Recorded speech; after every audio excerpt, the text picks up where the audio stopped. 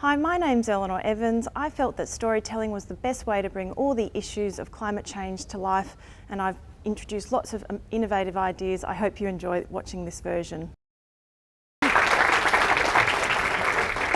Thank you everyone. I am really new to becoming active, and so this talk is a combination of the 14 talks I delivered last year. The best feedback came from the most conservative groups. It came from business groups, church groups, an RSL club in a very posh suburb of Adelaide, and Rotary groups, okay? So where I begin is by saying explicitly that I have never been a member of a political party. I'm not a climate scientist, I'm not getting paid for this talk, and I'm not getting paid for any resources I endorse. I'm a GP and I became a part of my practice on my own 2 feet with no medical connections in my state. I'm a General Committee member of the South Australian branch of a national organisation called Doctors for the Environment Australia. I underwent climate reality leadership training in mid-2014, more commonly known as Al Gore training, and although he was the draw card, there were other people like Robin Gunning whom I learnt a great deal from. And I started exploring my concerns about sustainability by joining a local group called Sustainable Communities South Australia years ago. So just to let you know about Doctors for the Environment Australia, we were formed in 2001, and we're a group of doctors that volunteer their time educating politicians in our communities about the link between a healthy environment or a healthy planet or a healthy home and our own health and the health of our communities. This is our scientific advisory panel, and as you look down that list, I wonder if you have the same thought I had, which was underachievers. You will note that it's full of people like Nobel Prize winner Professor Peter Doherty and Gus Nossal and Professor Fiona Stanley, and our current national chair is the former president of the Royal Australian College of Surgeons, Professor Kingsley Faulkner. So why am I here? I'm here because there's no planet B. And even if climate change were a hoax, which it is not, I'm convinced that if we structured our lives around these principles, we would live in a cleaner, healthier and safer world. I'm also here on behalf of my first and only niece Lily, who is inheriting a serious problem not of her own making. And I'm also here because there are fantastic solutions that ordinary people can tune into while the federal government dithers. I like to remind people that the science of climate change is really old. It's almost 200 years old and dates back to 1827, so before free white settlers arrived in Adelaide, when Fourier hypothesised that there must be something surrounding the Earth keeping heat energy in as it arrived from the sun. And subsequent scientists recognised what he was describing was the atmosphere, our air, and its contents must be in the correct balance to allow life to survive and prosper on Earth. It is a precious resource and therefore must be protected. John Tyndall characterised how greenhouse gases actually worked, how they're transparent to light energy and relatively opaque to heat energy. So greenhouse gases like carbon dioxide, and therefore would increase temperatures. Svante Arrhenius, prior to Australia becoming a federation, said, "We appear to be evaporating our coal mines into the skies," and worked on early calculations looking at the impact of doubling carbon dioxide in our atmosphere, and worked out it would produce 3 to 4.5 degrees of warming. And it's worth remembering he did that before the age of scientific calculators and modern computers. Guy Stewart Callender, just before World War II, said, "So we're speculating that all these greenhouse gases will raise global temperatures. Is there any evidence for this?" And so what he did was he trawled through all the documented records of temperatures from around the world and said, yes, the trend is showing that we are increasing temperatures over time. Roger Revelle was a senior oceanographer, and one of the leading hypotheses of the time was that the oceans would be able to act as a natural sink or buffer and absorb all this extra carbon dioxide, and he proved conclusively that they would be overwhelmed with that responsibility. And due to his seniority, he organised funding for systematic measurements of carbon dioxide, leading to this very famous curve called the Keeling curve, clearly documenting from the late 1950s, apologies about the pointer, going upwards, that you can clearly see that carbon dioxide was rising over time. So the point I like to make to you is that the science of climate change is really old, and many contributors over a long period of time looked at the work and sharpened their understanding. The other thing I hope you've noticed is that none of these researchers gave any consideration to whether this increased heat within a closed system would have impacts on ordinary people like you and me. So why is there doubt? Why are our communities confused? Why are our families divided?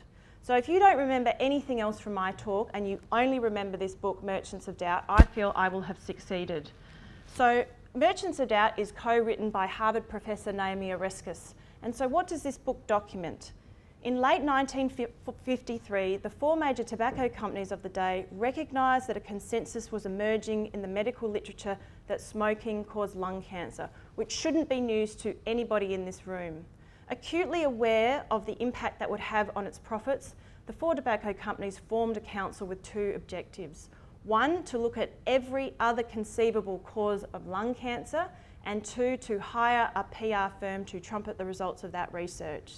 What the authors go on to document is that this council recruited four ex-World War II nuclear physicists. Fred Singer was literally a rocket scientist. And in subsequent chapters, this book documents that those four men in various combinations did the same thing with acid rain. They undermined politicians' understanding about the link between CFCs and the hole in the ozone layer. They undermined the public's understanding about the health consequences of secondhand smoke. And they coordinated early attacks on Dr. James Hansen and his colleagues following his testimony in 1988. I acknowledge how strange that sounds, but it's true, and I urge you to read this book.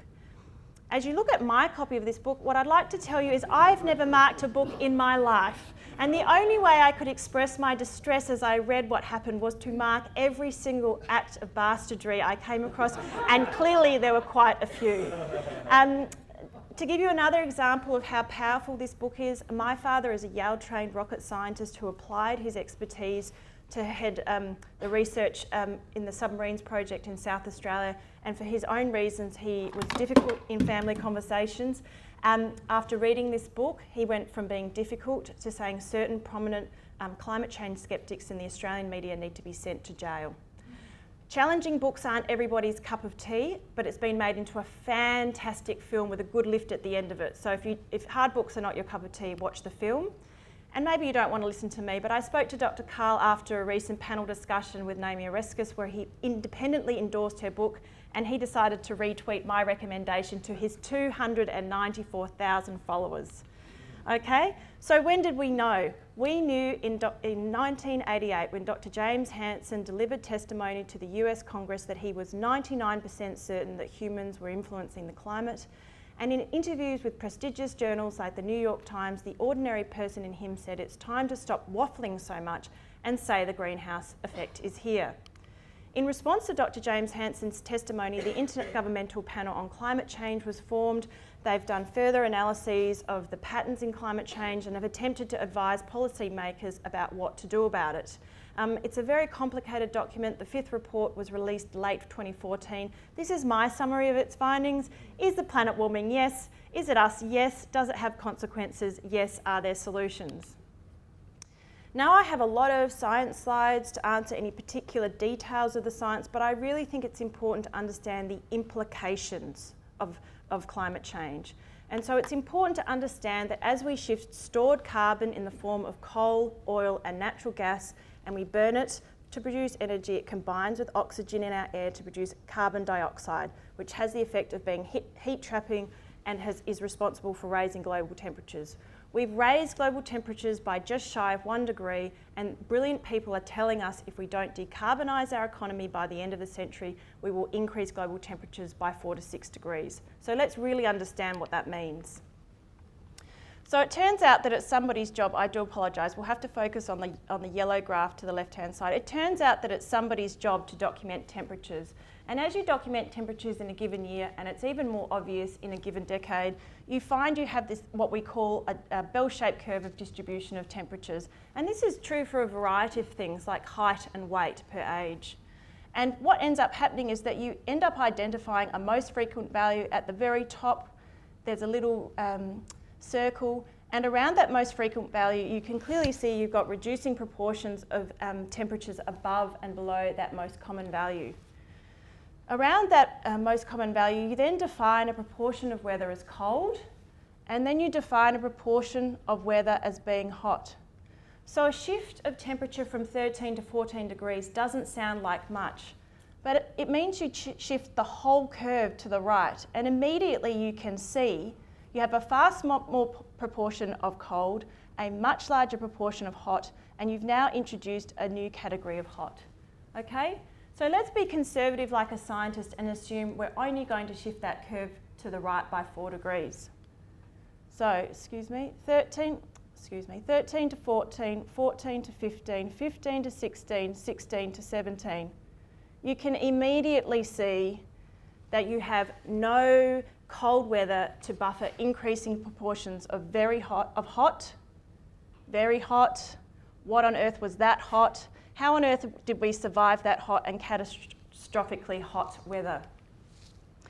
So if all this increased heat within a closed system could be addressed by air conditioning, then I wouldn't be spending all my private time educating community groups about the link between climate change and health. But all this increased heat within a closed system is going to undermine the foundations of the civilised society that I live in. And one of those parameters is health. And particularly for our younger members of the audience, it's easy to forget that the major gains in our health are actually a function of public health measures and not access to hospitals and general practice. So I'll turn to the World Health Organization to remind us of what really contributes to our health. To a large extent, factors such as where we live, the state of our environment, genetics, our income and education level, and our relationships with friends and family all have considerable impacts on health, whereas the more commonly considered factors such as access and use of healthcare services often have less of an impact. Unaddressed climate change will have direct impacts on health, but I think it's also worth reminding ourselves that unaddressed climate change is going to have indirect effects on health. So for example, our infrastructure is probably not designed to withstand Mother Nature on steroids. I think we underestimate how much our social services such as education, employment and governance will be affected by this. And the reality is that the Australian military and more frighteningly the US military are already planning for the security risk amplifying effects of climate change now. So let's look at direct consequences on our health. And I take my comments and frame my discussion now from this paper co-written by the late Tony McMichael. And I actually really like to start with food security because I think everybody really understands that we need food to survive. And one paper produced at the Prime Minister's office said, climate change is predicted to reduce Australian food yields by over 15% and alter rainfall, pest, plant and animal disease patterns across the entire country. Most food production is highly sensitive to climate variability and extremes, which are expected to increase. Drought can reduce Australian wheat production by 60%. And as you think about that figure, Australia, we have lots of different kinds of food, but if your staple crop for a developing country drops by 60%, there's some very logical outcomes from that disaster. I think it's worth reminding ourselves, bushfires and floods get everyone's attention, but heat waves kill, and heat waves in Australia kill more people than any other natural disaster. People with complex medical problems, our oldies and our babies don't regulate their temperature very well. And it's worth remembering that although the Black Saturday bushfires in Victoria captured our attention, twice as many people died in the preceding 2 weeks as those that died in the bushfires themselves. I like this slide for a variety of reasons. Bushfires, like GPs, know that it's better, cheaper and easier to prevent an emergency than having to rescue people from it. But the other thing I always think about is particularly our rural CFS members, they are volunteers. And what we are asking of volunteers is to expose themselves to increasingly dangerous conditions. And the thought that keeps running through my mind is, are we going to have to wait until some poor volunteer is mutilated by burns before the Australian community wakes up? So, quite heavy. This is the most popular video I've ever shared on Facebook, and I'd like you to think of Australian politicians whose names should be added to this video. Andrew. Sandy. Ivan. Katrina. Since 1954, the World Meteorological Organization has been naming hurricanes and tropical storms. But what did these people do to deserve having their names attached to this? As climate change continues to create more frequent and devastating storms, We propose a new naming system, one that names extreme storms after policymakers who deny climate change. We propose something like this. Senator Marco Rubio is expected to pound the eastern seaboard sometime early tonight. Windows are being boarded up and grocery stores are virtually empty as Marco Rubio threatens everything in his path. Now, Michelle Bachmann is on the way, folks, and specifically the eye of Michelle Bachmann will be hitting Florida in a few hours. Congresswoman Michelle Bachmann is incredibly dangerous. If you value your life, please seek shelter from Michelle Bachmann. Senator David Vitter is turning out to be one of the hugest and costliest disasters in American history. David Vitter is literally lifting boats out of the water and tossing them onto the land. In New Orleans, the levees that were built to stop Hurricane Colin Peterson have been obliterated. I'm here at the North Pier where Speaker John Boehner is really doing a number on this coastline. John Boehner is just destroying this town. Local animal shelters are under pressure as thousands of animals have been displaced or killed by Governor Rick Perry. We can't even take care of the animals that we've rescued, and so some of them are going to have to be put down, all because of Rick Perry. We've been here for 2 days because of Congressman Paul Ryan. I have friends still out there. It's scary because I have no idea what Paul Ryan could be doing to them right now. Senator James Inhofe has turned out to be a worst-case scenario come true. And now an entire nation is wondering how they'll ever recover from the disaster that is James Inhofe. So you can see why people really like that video. Just quickly going back to the health consequences from unaddressed climate change, most people know about malaria as being a mosquito-borne disease. It has lots of cousins, and dengue, which is actually more common than malaria, is one of those cousins. And many mosquito-borne diseases behave in much the same way. So dengue, if you get bitten by dengue, acquire the disease dengue, you'll get a high fever and a whole body rash and generalised aches and pains. But there will be a proportion of patients who go on to develop joint stiffness and swelling, okay? So let's look at the mosquito that transmits the disease in Australia right now. So to the left, you can see that it's only bothering people in Katherine. And even if we work pretty hard, that mosquito is likely to survive further south, almost as far as Mackay and Broome.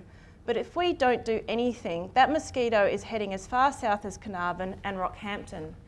To give you an illustration about the burden of disease, I used to work at Adelaide University Health Service, and I had a physio student who was bitten by a mosquito that produced the disease chikungunya, but it behaved in exactly the same way as dengue. She got the high fever, she got the whole body rash, she got the generalised aches and pains, but her joint stiffness and swelling was so bad she had to withdraw from her studies. So just imagine you're the primary breadwinner and you can't work for 6 to 9 months. Unaddressed climate change is about the grief our patients will experience as they survive extreme weather events, and if they fail to adjust to their new normal, the grief, the anxiety and depression they will carry with them. Some of our patients will be so overwhelmed with the terror they experience as they survive an extreme weather event, they'll go on to develop a condition called post-traumatic stress disorder, which is really quite challenging to treat, and if you need an archetype of some sufferers, think of some Vietnam vets. Unaddressed climate change is about the impact of climate change on our children. This DEA report, No Time for Games, written by a colleague and launched by the only person I know who's had a hospital named after them while they're still alive, Professor Fiona Stanley, told us at our conference 2 years ago to remember that children are not little adults. The risks to children are fundamentally different to the risks to adults.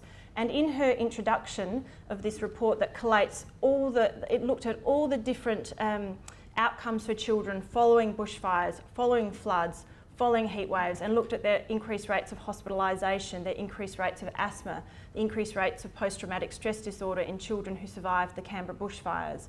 In her opening introduction, she makes the following important points. Children are particularly vulnerable to the health impacts of climate change because their behaviour exposes them to increased risk. Their bodies respond differently to harms and they are dependent on others. Climate change will increasingly threaten the fundamental foundation of children's health: clean air, food, water and social and economic stability. Australia is not immune.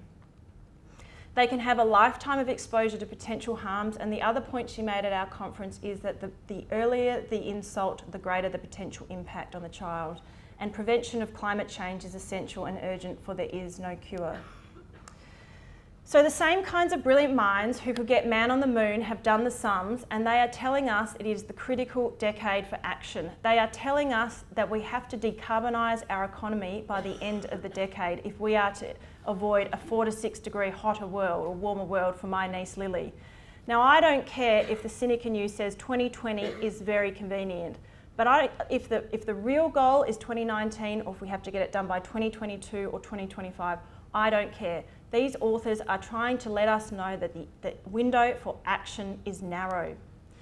So I wish to acknowledge that my work on sustainability has been quite challenging. I was raised within an Anglican family at public schools across 2 states, and there was no cultural touchstone about my relationship to the land. But just like medicine has taught me that life has limits, and general practice has taught me that relationships have limits, my work on sustainability has shown me that the land has limits, that climate change is one of the markers of the limits of the land, of my home. So having grown up with a set of assumptions about having dominion over the land, I've really come to realise through this work that I am a function of the land. And although I went through a big psychological adjustment that most people would think of as being as grief, the prevailing feeling I have is one of humility, okay? But it would have been nice if there had been a cultural touchstone to catalyse the strong emotions you feel when you realise how vulnerable you are and how much a healthy planet, a healthy home, a healthy land is fundamental to your own health. So I wish to acknowledge how a talk like this can make some people feel. So I really hope I've established the case that we have to change at both the individual level, at the community level, and at the national level. And with so much change, we need leadership. Tony Windsor is one of my political heroes, and regardless of what you think of his politics, I think we can all agree if we want change, we have to do it ourselves. And one of his favourite sayings is that the world is run by those who turn up. I had been guilty of wanting my leadership to come from a polished suit with lovely language, but Bill McKibben, for exactly the reasons he described earlier, has become a real hero to me in this space. Leadership on this issue exists if you choose to look for it. And I was delighted when Pope Francis included in his encyclical last year that human-induced climate change is a scientific reality and its decisive mitigation is a moral and religious imperative for humanity.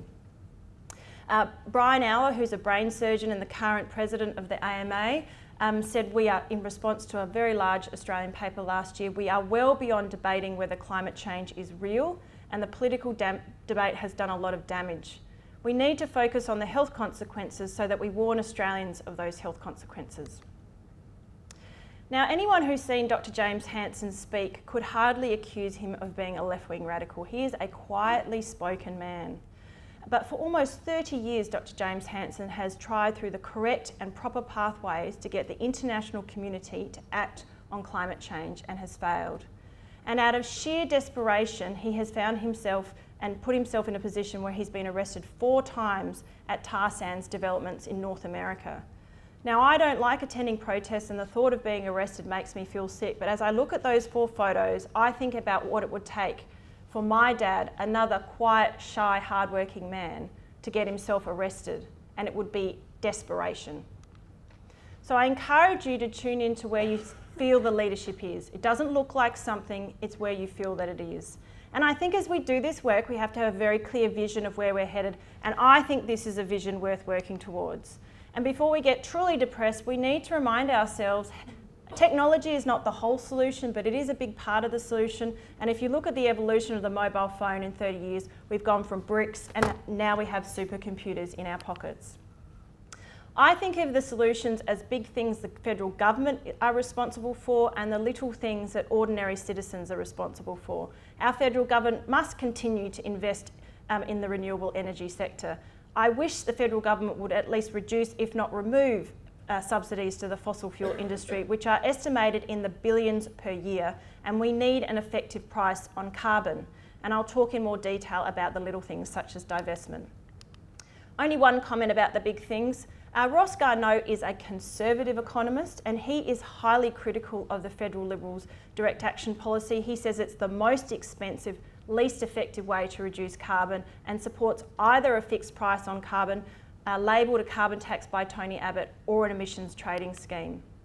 Why do ordinary people have to stand up and do this work? We have to do this work because the fossil fuel companies make so much money and are not prepared to walk away from it. To give you a sense of their income, in 2012, the top 5 fossil fuel companies made $137 billion in 1 year. And Rex Tillerson, the CEO of Exxon, made $37 million that same year, more than $100,000 a day. I could not get my head around this. I could not get my head around how the corporations, these big businesses, were making these decisions until I came across a book called The Corporation, written by Professor of Law Joel Barkan, where he explained to me in language I could understand that corporations are structured in law to prioritise profits above all things, and they calculate all sorts of things to continue to make massive profits. So once I had that thought in my mind, it did not come as a surprise to me when I read in an article in The Guardian that the fossil fuel industry spent just shy of $1 billion last year supporting prominent climate change skeptics and supporting all delays in regulation. So to cheer myself up, I think of these people as swimming in money and not very good savers, because of course the justification is that $37 million doesn't go quite as far as it used to go to maintain one person's social status, which of course is a statement nobody in this room can understand. So while the international community dithers, I'd like to let you know about something ordinary people can tune into, and it's called divestment, dreaming with your super and your banking, okay? And it's based on 3 simple numbers that anyone can understand. The first number is 2 degrees. Earlier I said that we've raised global temperatures by just shy of 1 degree, and for a variety of complex reasons we've locked in 1.5 degrees of warming. At a very important meeting in 2009 in Copenhagen, a political target of 2 degrees was reached. As you think of that 2 degrees, what I want you to understand is there is no evidence in geological time. There is no evidence over hundreds of thousands of years that humans can survive more than 1.5 degrees of warming. So 2 degrees is a political target, it's not a scientific target. But if we accept that 2 degrees is our target, it means we can only burn 565 gigatons of carbon, of stored carbon. That's 565 billion tonnes of carbon. So in this audience, would anyone like to guess what the known declared reserves of fossil fuels in the ground as assessed by conservative groups like PricewaterhouseCoopers and the World Bank is? About 3,000 or just below? Perfect. So 2,795. 5 times what the most conservative groups in the world have said is safe to burn. And the reality is that in Australia, the top 4 banks are heavily invested in fossil fuels, and globally, 55% of super is invested in high carbon sectors with only 3% in renewable energy, okay? However, somebody has turned this information on its head, and that fellow has said investments in that 565 gigatons are safe, and anyone investing in the rest of that 80% is going to lose their money because he assumes sanity is going to prevail. Okay? And superannuation in particular should be taking this information into account, because superannuation is required by law. It has a fiduciary duty to take a long-term view with investments. So super in particular should be taking this information into account. So there's a fellow who says sanity will prevail, and we've identified a lot of unburnable carbon. Now that person is former leader of the Federal Liberal Party, John Hewson, who's now a professor of economics. And he heads a group called the Assets Owners Disclosures Project. And what they do is they analyse the investments of the top 5 companies around the world, looking at their vulnerability to carbon pricing, and then he makes that information publicly available. And as a consequence of that work, many groups have committed to divest. Last year, 200 private investors, 400 institutions committed $2.6 trillion to divestment. So we have Stanford, we have the College of Physicians, we have the Rockefellers in the bottom left corner, and we have Norway. So my organisation DEA has divested, I've divested, and I'm now arguing for divestment at the partnership level with where I work. So there are some other little things that people can do, And these are things I did once I knew. I installed South Australian-made solar panels. I'm normally a very late adopter of technology, but I'll buy a Tesla Powerwall when I've got some extra money, which will store the excess energy from my solar panels and redistribute it to me when the sun isn't shining. I changed my banking, I changed my super years ago according to information I saw from market forces, and I support a lot of other groups that are working on the same sorts of things that DEA is working on. This is me in 2014 attending my second march of all time. I'm not a marcher, with some people I did the Al Gore training with. And while 1,000 to 2,000 people in Adelaide were marching, 420,000 people were marching in New York City, demanding urgent action on climate change. And while those 420,000 people were marching in the streets of New York City, this lady, Kathy Jetnell-Kidgener, was respectfully asking for help from the UN on behalf of her community in the Marshall Islands and on behalf of other islander communities. She then went on to deliver a really beautiful poem to her daughter, and her daughter's name is Montefella Peenham, and I'd like to play that for you now. Dear Montefella Peenham, you are a 7-month-old sunrise of gummy smiles. You are bald as an egg and bald as the Buddha. You are thighs that are thunder, shrieks that are lightning, so excited for bananas, hugs, and our morning walks along the lagoon. Dear Montefella Peenham, I want to tell you about that lagoon. That lazy lounging lagoon, lounging against the sunrise. Men say that one day that lagoon will devour you. They say it will gnaw at the shoreline, chew at the roots of your breadfruit trees, gulp down rows of seawalls, and crunch through your island's shattered bones. They say you, your daughter, and your granddaughter too, will wander, rootless, with only a passport to call home. Dear Montefella Peenham, don't cry. Mommy promises you, no one will come and devour you. No greedy whale of a company sharking through political seas. No backwater bullying of businesses with broken morals. No blindfolded bureaucracies gonna push this mother ocean over the edge.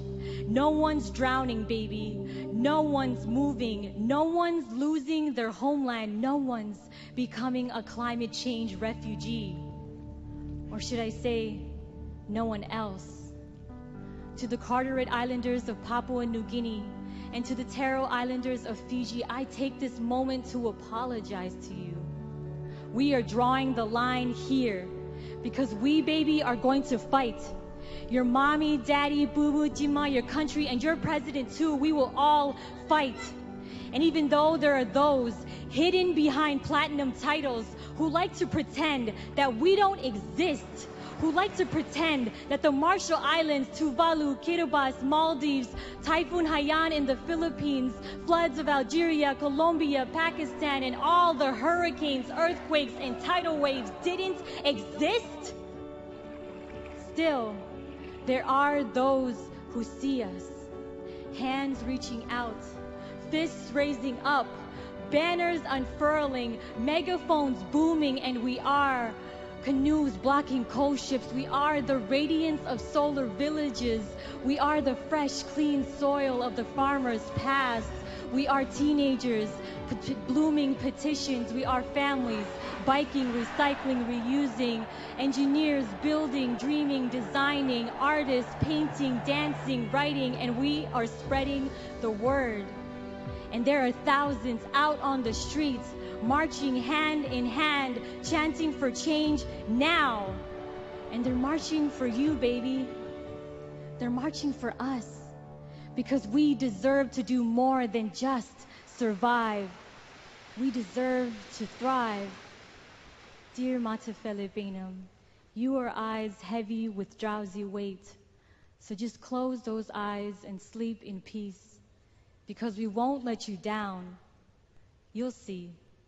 So I recognise how that makes some people feel, and I certainly wept the first few times I watched that poem. But to me, it is a beautiful encapsulation of the issues at hand. And the reality is that every time I start to think of that mother and that poem, I start to think of Lily and what the little people in my lives are going to inherit. And I hope I've made the point that it's not just the little people in my lives, but it's the little people in all our lives. So when the penny drops for you, I ask you to take personal responsibility and find your way to shift the story in this country. And I tell you that actions are far more powerful than words. So what could you do? You could do any of the number of things I've done. As a minimum, please don't forget my talk. And I'm happy to speak to any group of any size until the job is done. These are some other things you could do. As it turns out, local politicians interpret handwritten letters, if your writing is legible, far more powerfully than generic emails. We will have friends and family retraining out of affected industries into new ones. And in South Australia, there's an electricity provider that's committing to only get electricity from renewable resources. This is just to let you know that we do have a website, and under resources are some very fancy videos, some videos of some of our more impressive speakers. And I'm going to finish. That's my niece Lily, brand new, surrounded by my nephews. Thank you so much for paying attention. I really appreciate it. Thank you.